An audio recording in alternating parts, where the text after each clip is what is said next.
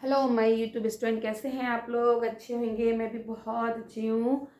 आप लोग भी अच्छे होंगे और अच्छे से सीख रहे होंगे, पढ़ाई कर रहे होंगे। एग्ज़ाम स्टार्ट होने वाले हैं, ठीक है।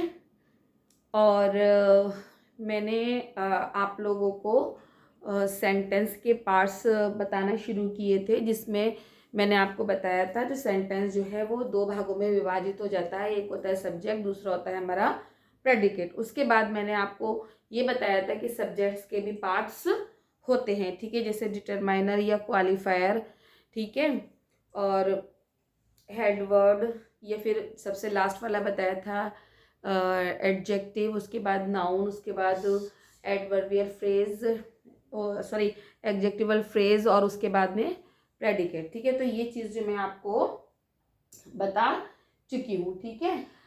तो अब हमें सीखने हैं प्रेडिकेट के पार्ट्स। इसी जिस तरीके से सब्जेक्ट के पार्ट्स होते हैं उसी तरीके से प्रेडिकेट के भी पार्ट्स होते हैं, लेकिन बहुत इजी होते हैं।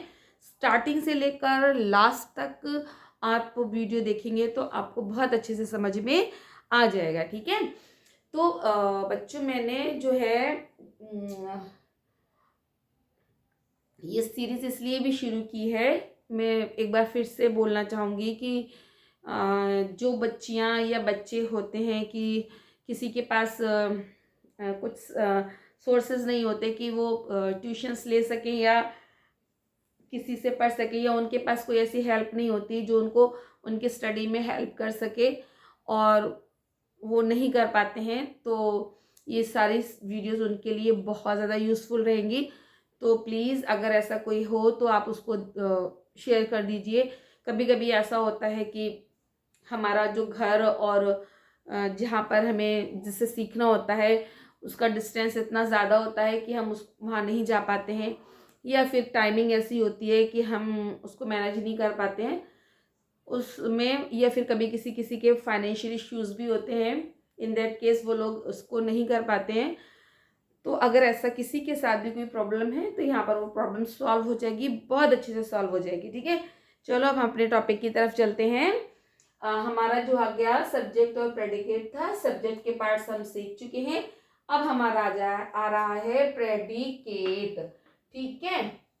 तो प्रेडिकेट की आज मैं आपको 2 टेबल्स ही बताऊंगी, एक ये और एक ये, ठीक है। आप सबसे पहले इस टेबल को बहुत ज्यादा अच्छे से ध्यान से देख लीजिए, ठीक है, क्योंकि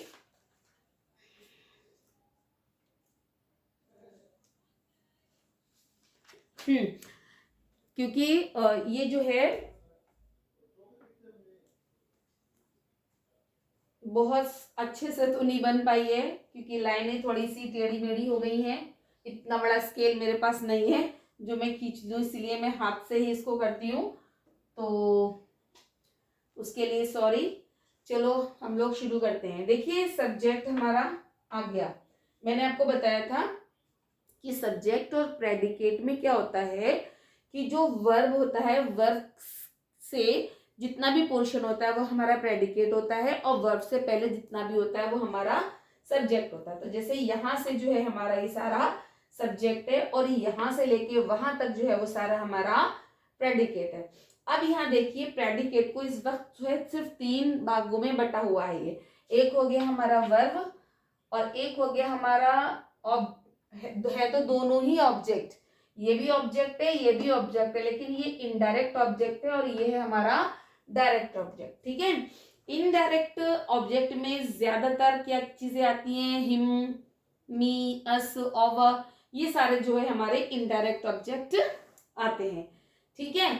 और जो डायरेक्ट ऑब्जेक्ट होते हैं वो हमारा जैसे इसमें दिया हुआ है रिस्ट वॉच है, फाइनेंशियल एड है, जो भी वर्ब को क्या नाम है से अटैच्ड होता है वो हमारा डायरेक्ट ऑब्जेक्ट कहलाता है, ठीक है।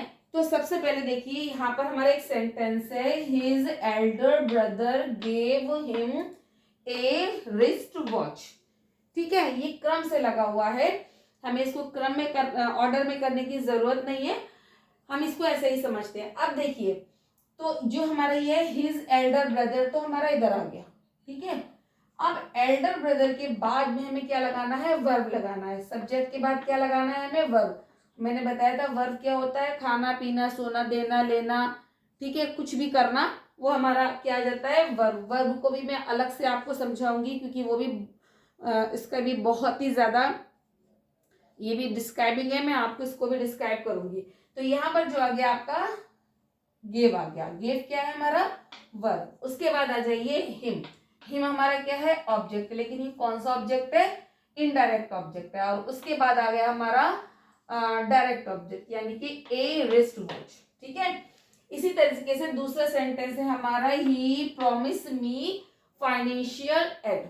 उसने मुझे प्रॉमिस किया है कि वो जो है मेरी फाइनेंशियली मदद करेगा, ठीक है। अब इसमें देखिए प्रॉमिस के बाद मी इनडायरेक्ट ऑब्जेक्ट, उसके बाद फाइनेंशियल एड हो गया उसका डायरेक्ट ऑब्जेक्ट।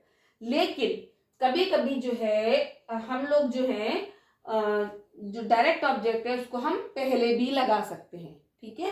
जैसे मैंने दूसरी वाली टेबल में बना के रखा हुआ है, जैसे his elder brother gave wrist watch आ गया है, ये हमारा कौन सा आ गया डायरेक्ट ऑब्जेक्ट आ गया। लेकिन इसके बाद अगर हम कोई भी इनडायरेक्ट ऑब्जेक्ट रखेंगे तो उसको टू के साथ रखेंगे, ठीक है। पहले टू लगाएंगे उसके बाद उसको रखेंगे, टू हिम इसमें लगा हुआ है या टू मी, जैसे ही promised financial aid to me.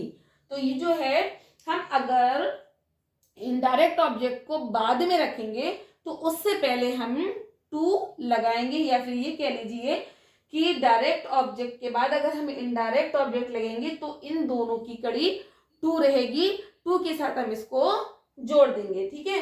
तो ये है, अब जैसे ये तो चलो हमने समझ लिया, ये हमारा हो गया वर्ब, ये हो गया हमारा ऑब्जेक्ट। ऑब्जेक्ट ये पूरा ही ऑब्जेक्ट है, लेकिन इसमें ये हमारा डायरेक्ट हो गया, ये इनडायरेक्ट हो गया, और उसको किस तरीके से रखना है वो भी समझ आ गया। लेकिन मैं आपको एक चीज और भी रिवाइज कराती चलती हूँ। यहाँ पर हिज क्या है क्वालिफाई या डिटरमाइनर, और एल्डर क्या है हमारा एडजेक्टिव है, और ये क्या है हमारा नाउन, ठीक है। तो ये हमारा क्या है सब्जेक्ट्स के पार्ट हो गए। ये क्या है हमारा डिटरमाइनर, एल्डर हो गया हमारा एडजेक्टिव, ठीक है, और ये हो गया हमारा नाउन, सही है।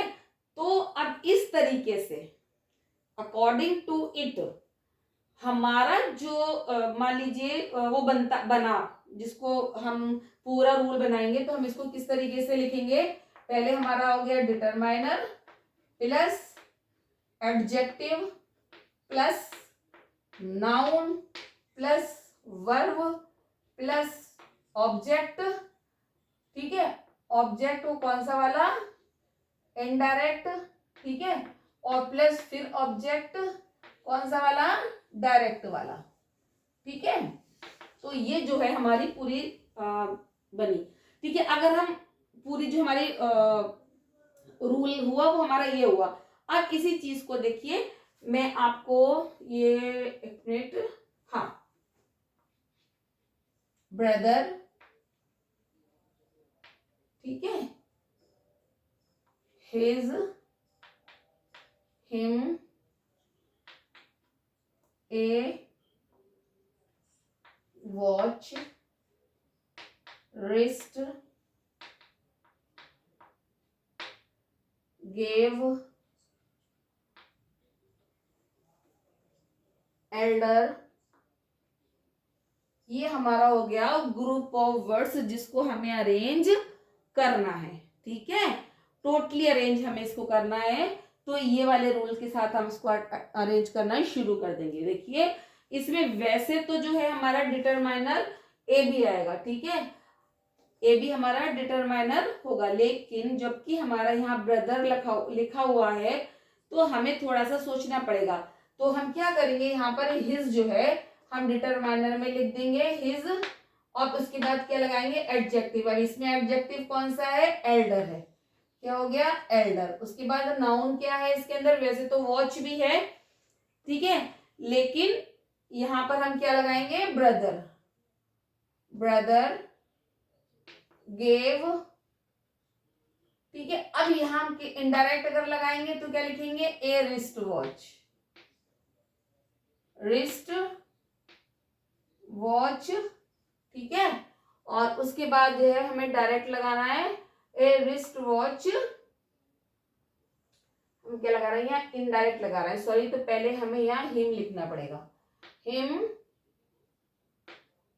ए रिस्ट वॉच। लेकिन अगर हम पहले वॉच लगा देंगे, रिस्ट वॉच लिख देंगे, तो उसको हमें कैसे लिखना पड़ेगा, टू हिम करके उसको जोड़ देंगे। तो ये हमारी दो टेबल हो गई जो मैंने आपको समझाई हैं। तो प्रेडिकेट को इसमें सिर्फ 3 भागों में बांटा हुआ है, वर्ब और एक इनडायरेक्ट ऑब्जेक्ट और एक डायरेक्ट ऑब्जेक्ट, ठीक है। मैंने ये भी बता दिया कि जो हमारा इनडायरेक्ट ऑब्जेक्ट अगर हम उसको बाद में रखते हैं तो टू के साथ जोड़ेंगे, और अगर डायरेक्ट रखते हैं तो हम उसको ऐसे ही लिख देंगे, ठीक है। तो इसकी अगली, और क्योंकि मैं अगर और ज़्यादा सारे प्रेडिकेट्स आपके पार्ट्स आपको अभी बताने लग जाऊंगी ना, तो वीडियो बहुत लॉन्ग हो जाएगी। इसीलिए आपको इसके आगे के पार्ट्स देखने के लिए मेरे साथ मेरी अगली वीडियो में मेरे साथ होना होगा, आना होगा, मेरे साथ जुड़ना होगा, ठीक है। तो अगर आप ये समझ आ गया है और इससे आगे सीखना चाहते हैं तो मैं आपको अपनी अगली वीडियो में इसको समझाऊंगी। तो नेक्स्ट वीडियो तक के लिए आपसे विदा लेते हैं। तब तक के लिए शुभ रात्रि, शब खैर, गुड नाइट, थैंक यू।